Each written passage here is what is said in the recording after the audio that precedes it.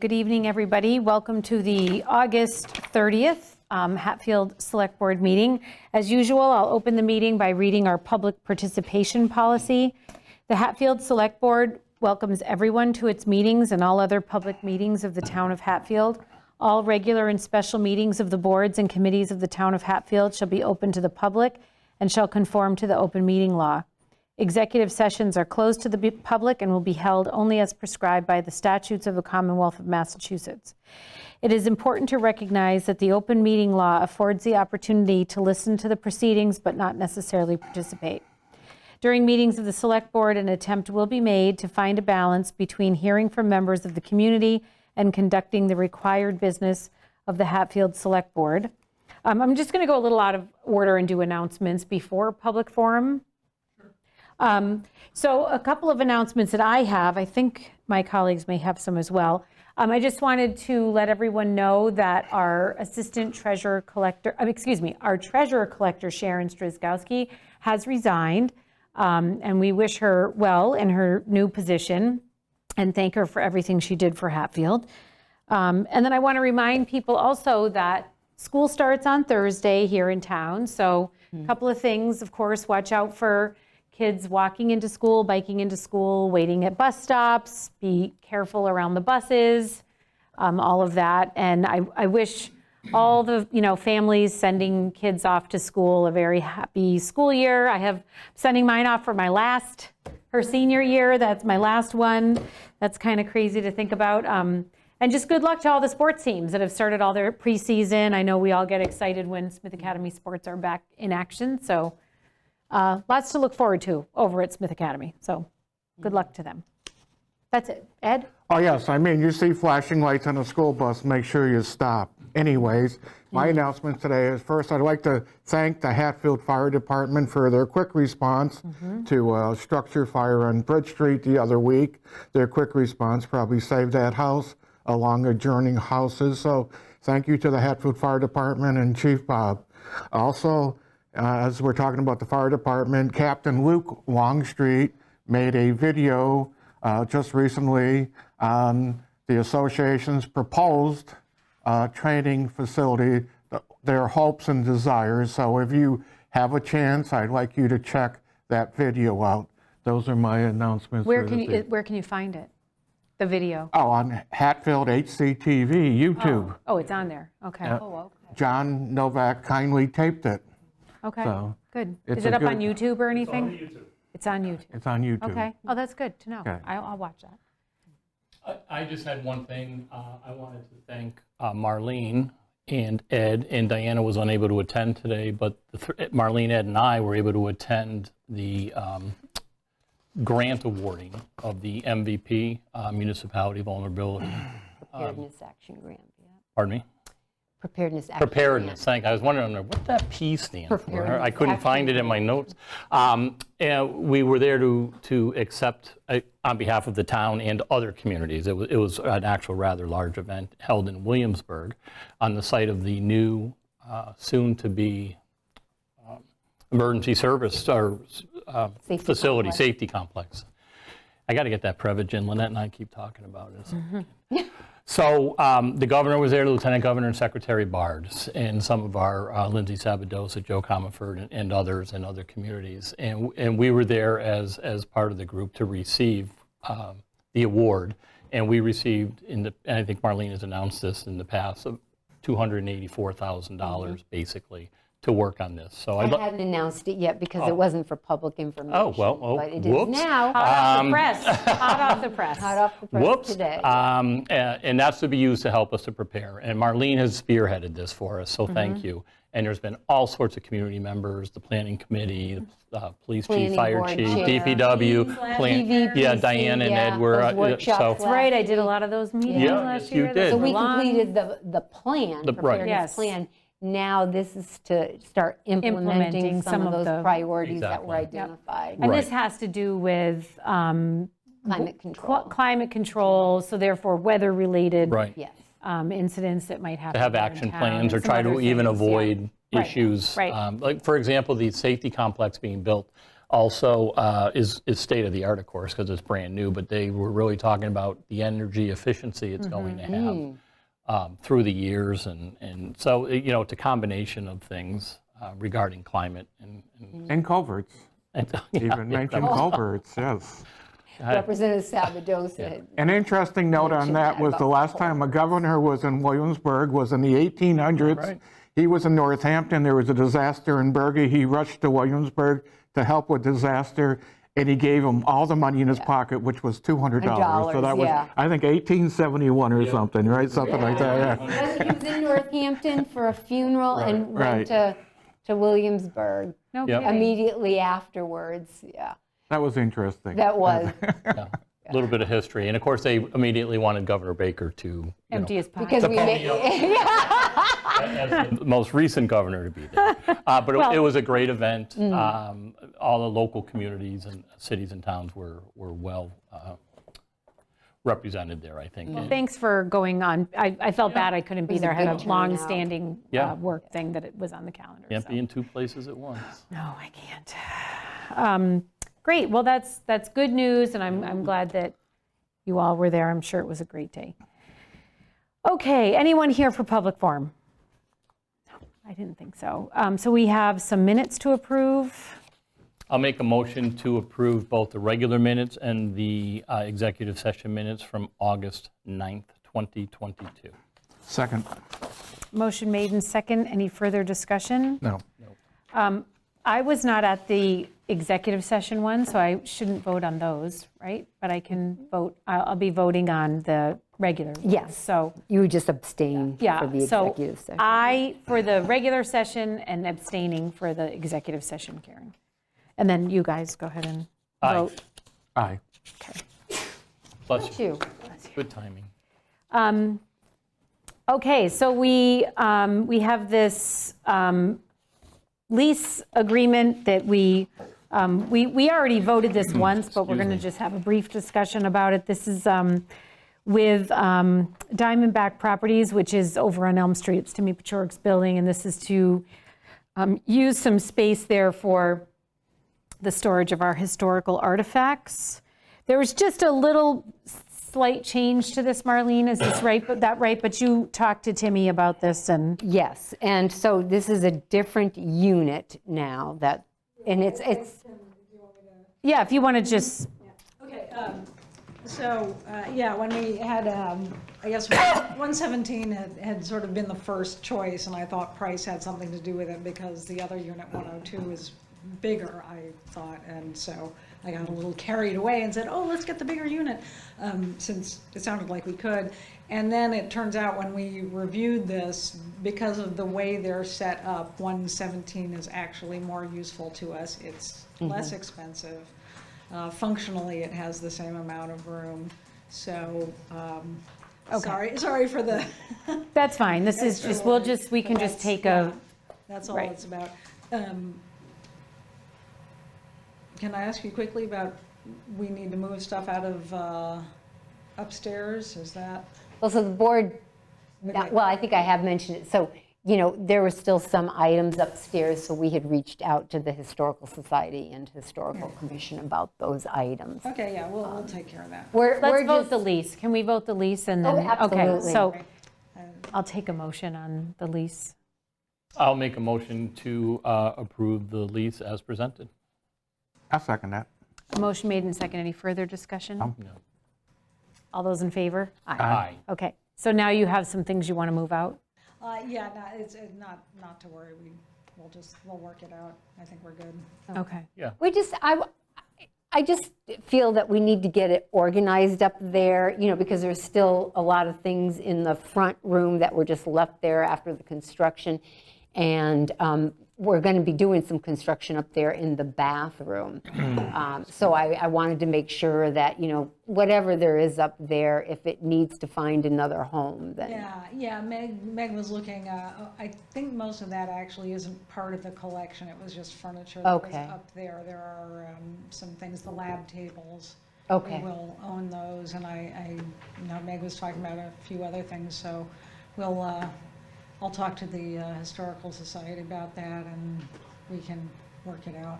Yeah, that seems like something you guys can just. Oh, yeah, Yeah. absolutely. Okay, Thank you, Amy. excellent, thank you.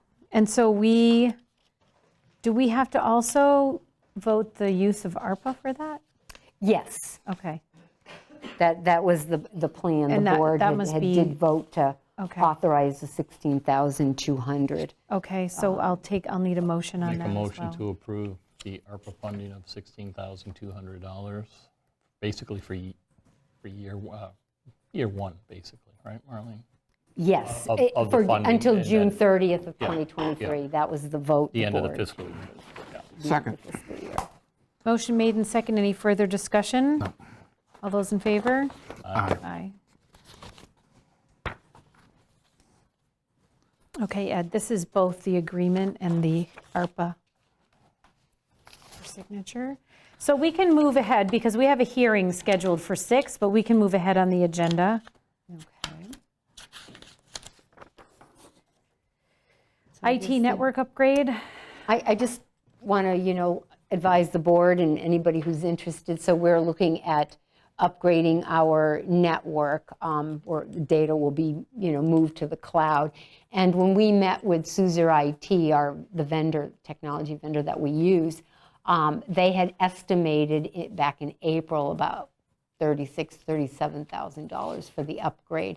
And I was comfortable that the IT budget, if what I was requesting for this fiscal year for a budget, I was comfortable with that.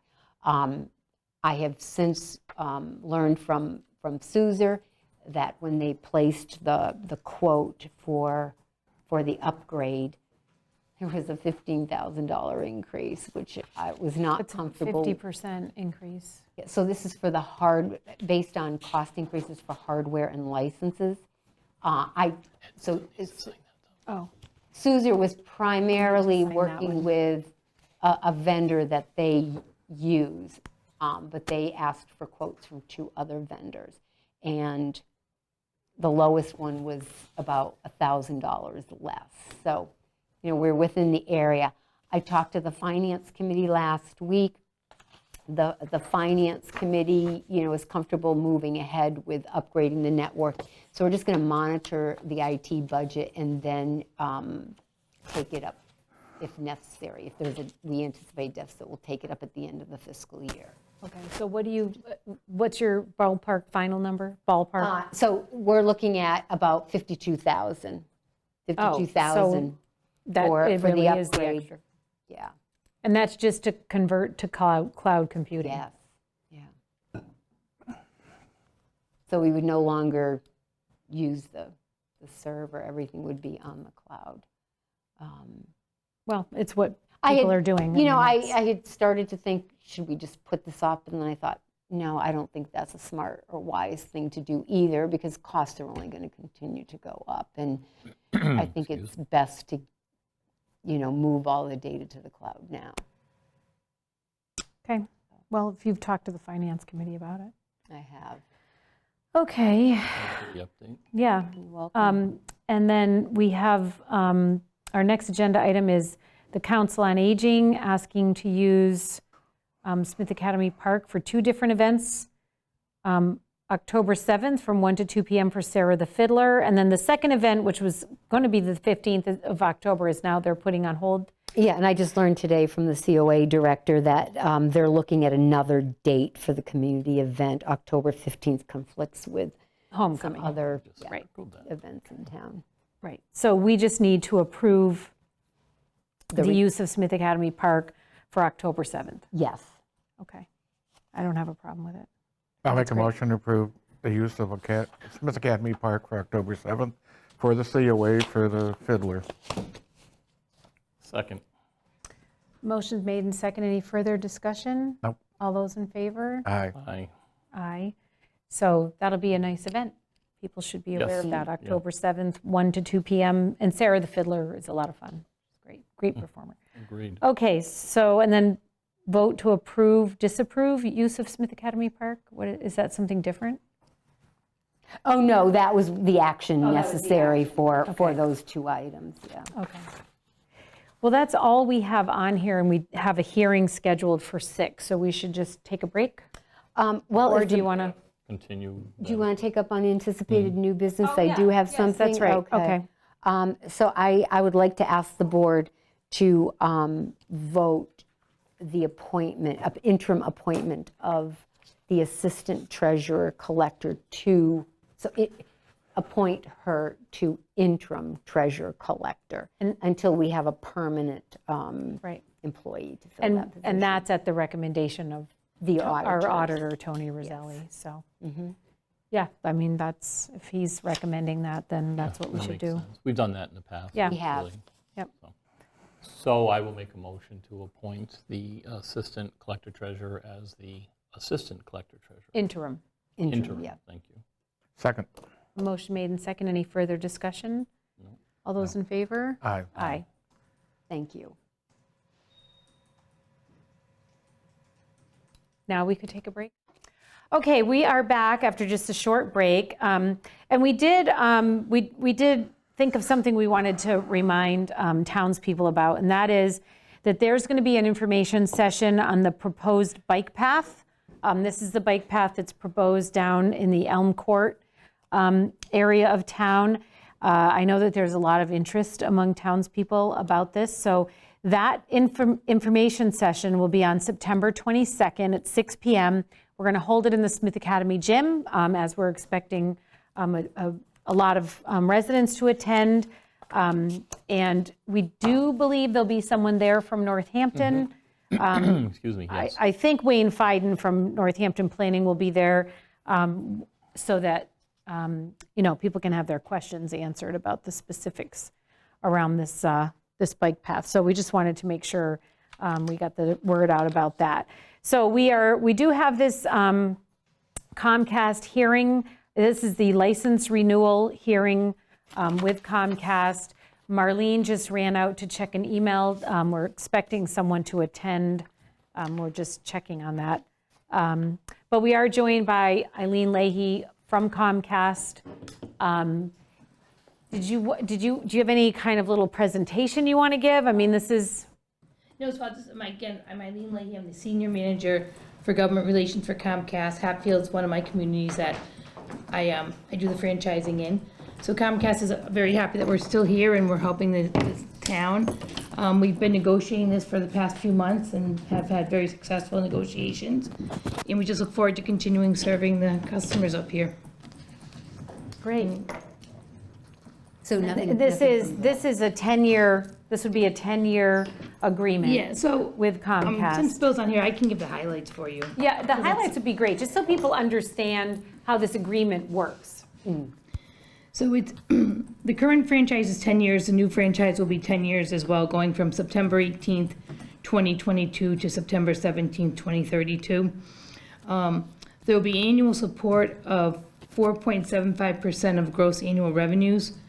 That's an increase from 4.5% under the last franchise. That's paid on a quarterly basis directly to the town. Comcast will also be providing a capital support in the amount of $69,000. That'll be paid in 3 installments of $23,000 on January 1st of 2023, 2024, and 2025. There will be 2 PEG access channels in the town. One will originate out of Northampton, so you'll see the Northampton programming. The other one will be the current one you have, but we will be upgrading that to an HD signal. Here's Bill, so he can take over. We have a seat for you here, I think. Come join me, Bill. Thank you, apologize. You ready? That's Sunderland traffic, I tell you. 47 and 117. So this is Attorney Solomon, who is representing the town in this agreement. Eileen just went through the particulars of this, so I think we're pretty clear on all of that, and it's clear to townspeople that obviously there's some some things given back to the community by Comcast. It is generous. So Yeah, I did the summary, and you've gone over it. It's a good license. It's a good license for the town. Following the last license, it's an excellent license, I think, for the residents, and it's a good license for Comcast because it's a partnership. Comcast work on the other side, but Comcast is a great corporate citizen in communities, and they've served Hatfield well. And you've built a very strong community program. And as you know better than I, never has community programming been more important and understood to be more important than during COVID and coming out of COVID with, sometimes hybrid meetings. Some people say, which I think it's accurate, that for a short period of time, democracy would have died because government wouldn't have been able to speak to people and people to government without your community programming. And it's something that Hatfield as a town is still building, that, as you know, is run very well by John and through the town, which has a lot of great cost effectiveness. So this is a good license legally, it's a good license financially, I think, for everyone. And I'd like to thank Eileen. Comcast is a big corporation, but it's still, its roots is a small corporation. They have government affairs managers. They know the town, they know the town hall, they know where the live origination is, they know where the fiber gets back to their head end.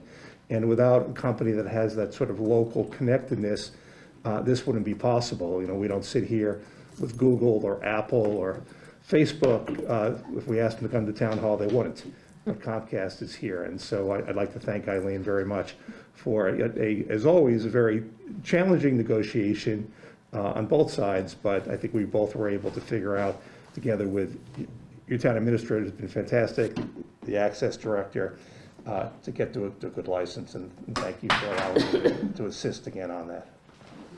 You make excellent points about how much we've relied on our availability to, have these hybrid meetings, and obviously, I'm always surprised at how many people make comments to me about watching our select board meetings. A lot of people are watching them, which is great. So, and I think it's a really good time. I know we try to thank John every chance we get, but this is a really good time to mention the work that John puts in, his expertise, not just with doing the meetings and running this and everything, but he helped with the contract, so he's somebody that we value. John, thank you very much. One last point, I'd just say Comcast is finalizing its review. There may be a few minor tweaks that come about. I think Eileen and I feel very comfortable with the document, but. So this is not a final, this is just a hearing? I'd say it's 99.9% final. We're just waiting for, at this point, because it took a while to draft it on our side. We take it seriously. Comcast, Eileen's looked at it, but they're having, different layers look at it. So I think it's 99.9% final. And of course, the one thing going forward that you've talked about as a town is potentially moving the studio here to Town Hall. And that's built into the license. At the same time, there's some leeway. If that didn't happen, we have some parameters on that also. And Comcast has been excellent. That if something were not to happen, as you anticipate, they would work with you to make sure that you can get live programming from a new location. But since we can't anticipate where that would be, we don't think it'll happen. We just deal with that in a general way in the license and not in a specific way. So there's flexibility built in together with the specifics on the policy and the funding. Okay, perfect. You guys have any questions? Did we, these gentlemen? No, Did you have something, a comment or something you wanted to ask? Come up to the microphone, To the please. microphone and just say who you are and, sorry, we just. Yeah, so my name is Jason Mark. I live on Depot Road up in North Hatfield. The first question I have is, so I got a copy of the contract earlier today, and I read through the draft and I read through it.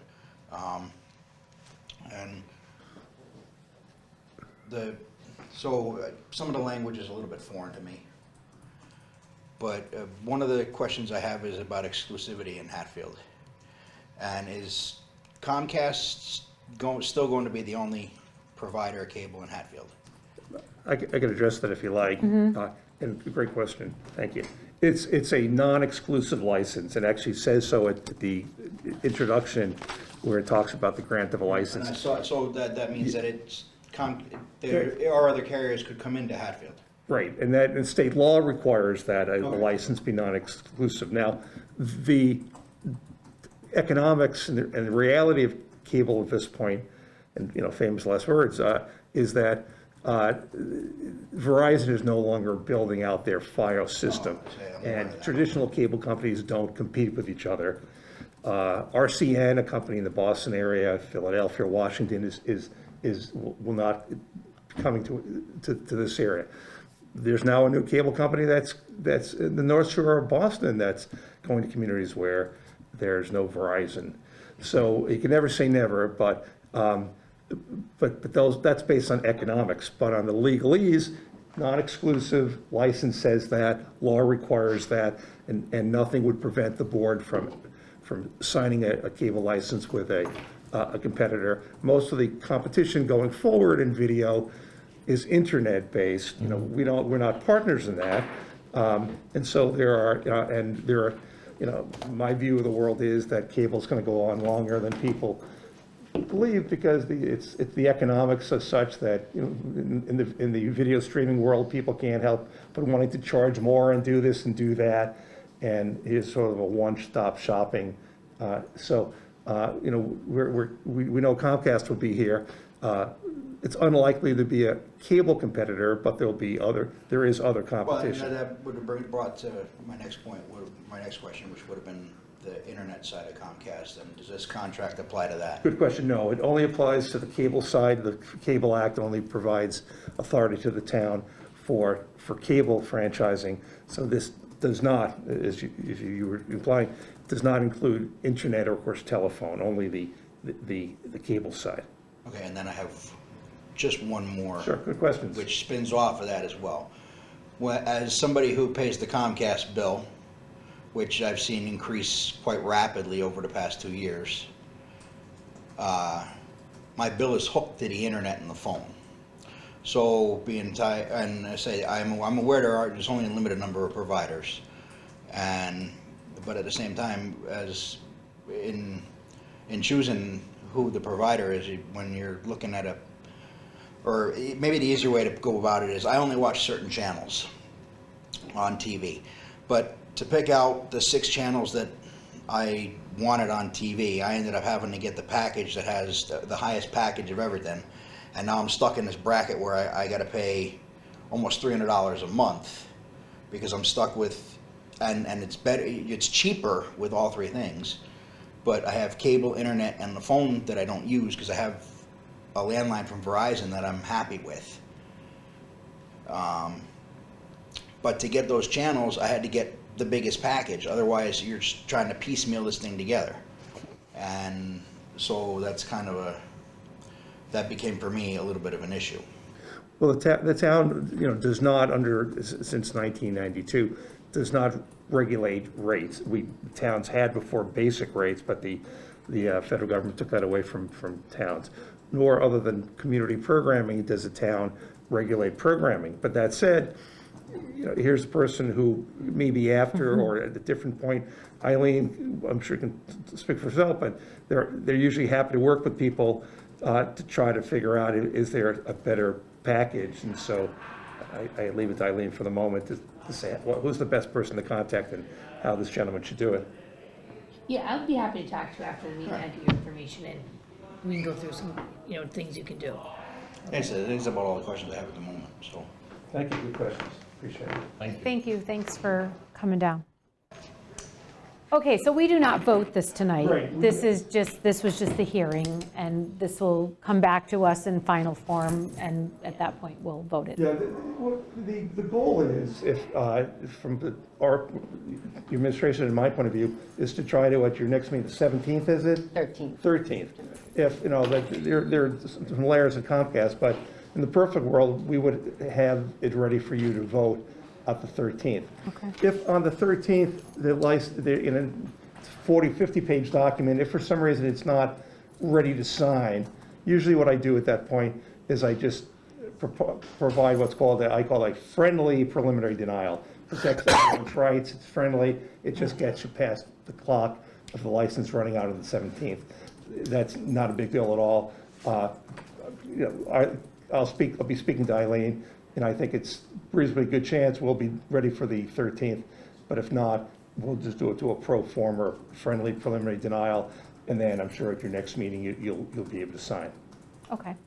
I would anticipate you'll have a final document by the 13th. It just, if there's any changes from our perspective right now, it would just be to language, nothing substantive really. Okay. So I'm not anticipating any issues with it. Okay. And it's in its final review right now, so.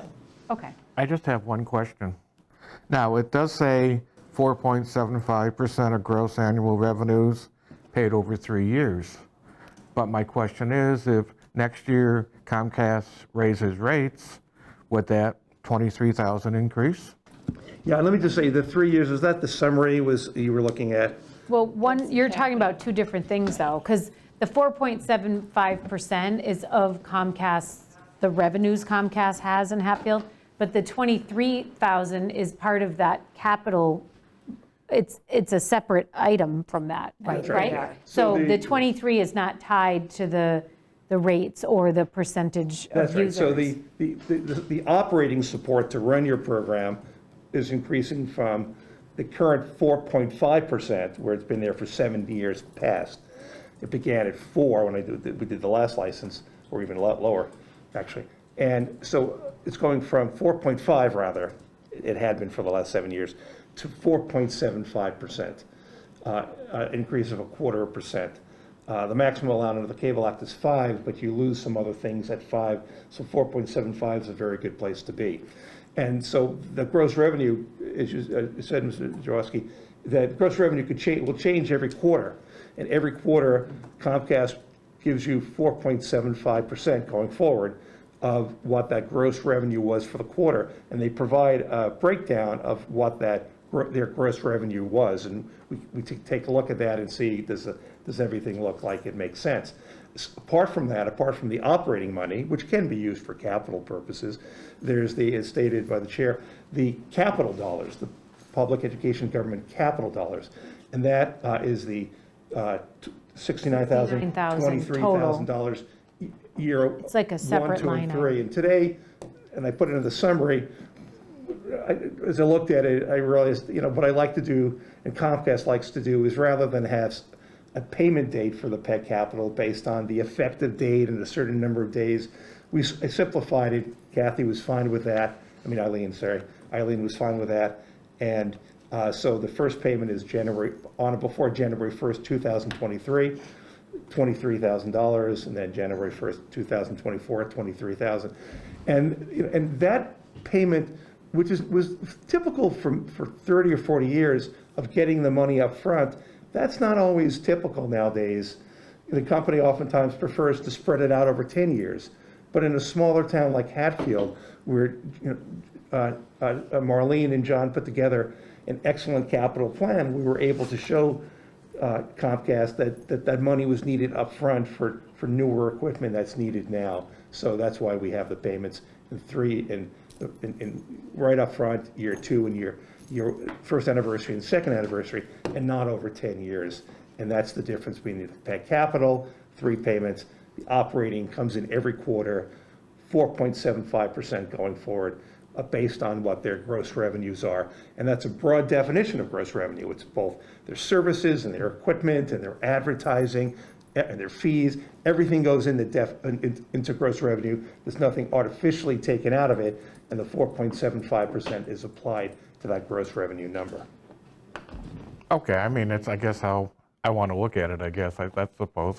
They're two different sums of money. Yeah, that's fine. Yeah, and you will. We have this license going to be really at 99% as is, and the summary, and then when we get to the vote, any questions before, during, we have an answer. Excellent. You good? I'm fine, thank you, both. Thank you, everybody, for your work on this. Marlene, John, Eileen, thank you, Ray Solomon. Thank you. And we'll watch for that on the 13th. Hopefully, we can get that done. Absolutely. Okay. Great, and thanks for coming down. Thank you. Thank you. All right, so I'll take a motion to adjourn. Everybody, Sorry, Eileen. Do you want to adjourn? I'm good with that. Do we need to say close the hearing? Close the hearing, and Oh, then. we have to close the hearing. So do we vote to The close the chair hearing? can, So I'm going to close yeah, the hearing declare at that. Your gavel. 6:21. I'm not banging my gavel.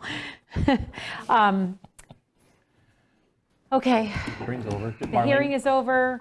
Thank you. Thank you. Nice meeting you.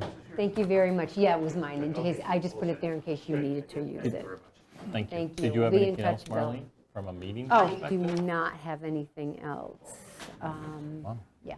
well, there, it says close hearing, action, or decision, but we can't make the action or decision just yet. Decision. So we'll have to take that up on the 13th. We'll Okay.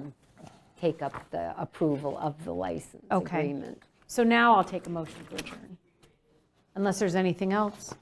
No, I just still think if they go up on rates, we should get a little bit more, that's all. I mean, that's, Oh, we will. We That's my will, thing. we will on the, On the on the 4.75. 4.75%, but the $69,000 is just our Yeah. negotiated capital. but we don't know, do we know what the 4.75% is? Yeah, I was going to Okay. say, no, you won't. It but fluctuates. It does, just they reflect. reported each quarter. Some people drop services, sometimes you have new subscribers that Right. come on, or, So they can't predict that from quarter to Right. quarter. Right. But they're two separate, Yeah. But it is they an give two increase from- sums of money to the town. One is part of their revenue, and one is just a negotiated capital amount amount. that's decided at the beginning of the contract for the life of the contract. right. Right. Now, with that 69,000, John, you had some plans on how you're going to utilize that. Okay, so, Yes, I mean, Okay, let's see how that all works out. okay. Good. Because I believe you said you still have to move the server from Smith Academy, or equipment from Smith Academy has to come down here. I'll explain to you afterwards. Okay, all right. yeah, he would have to move, he has to move the control Yeah. room. Okay. Because they've taken over that space pretty Right, much. they want the space back. All right. Okay, Okay. I'm fine. All right, I will make a motion to adjourn. Second. Motion made and second. Any further discussion? No. No. All those in favor? Aye. Aye. Thanks.